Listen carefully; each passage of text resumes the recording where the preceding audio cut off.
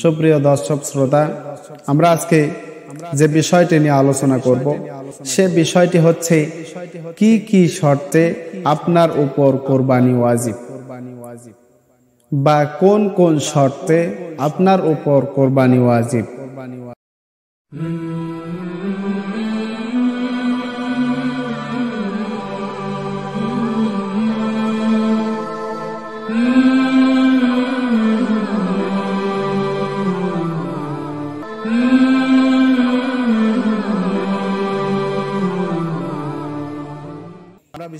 আসসালামু আলাইকুম ওয়া রাহমাতুল্লাহি ওয়া বারাকাতুহু।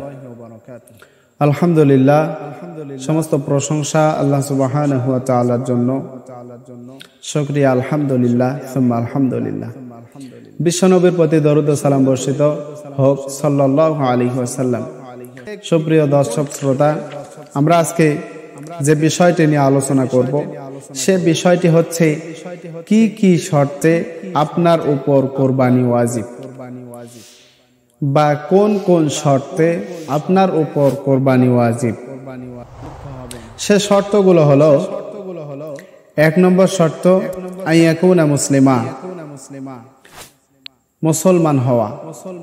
আপনাকে মুসলমান হতে হবে, কোনো অমুসলিমের জন্য কোরবানি শর্ত না, ওয়াজিব না।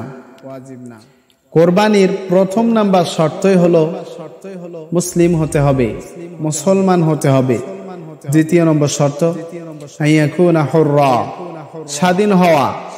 সুতরাং পরাধীন ব্যক্তির উপর কোরবানি ওয়াজিব নয়।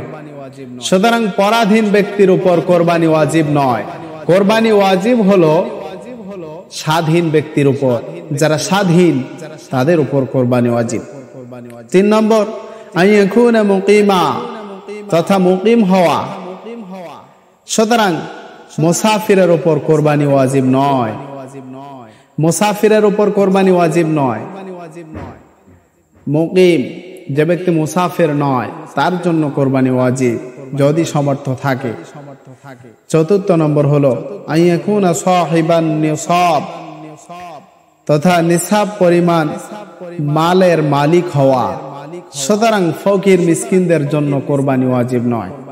কোরবানি ওয়াজিব হবে আপনার উপর যদি নিসাব পরিমাণ মাল থাকে, তাহলে অর্থাৎ যাকাত দেওয়ার মতো মাল যদি আপনার থাকে তাহলে আপনার উপর কোরবানি ওয়াজিব হয়ে যাবে।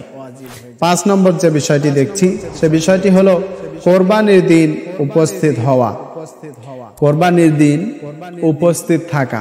আমরা অনেকেই দেখা যায় কোরবানির দিন উপস্থিত থাকতে পারি না, বা বিভিন্ন দেশে থাকি, বাইরে থাকি। তো আমরা যারা আশপাশ থাকি বা পাশেই থাকি, তারপরেও কোরবানির সময় উপস্থিত হতে পারি না, তাদের জন্য বলছি যে আমরা যথাসাধ্য কোরবানির জন্য উপস্থিত সময়, বা কোরবানির যে সময় হবে, যখন হবে, ওই সময় আমরা উপস্থিত থাকবো বা হব ইনশাআল্লাহ। আল্লাহ তুমি আমাদের এই বিষয়গুলোর উপর আমল করার তৌফিক দান করো, আমিন সুম্মা আমিন।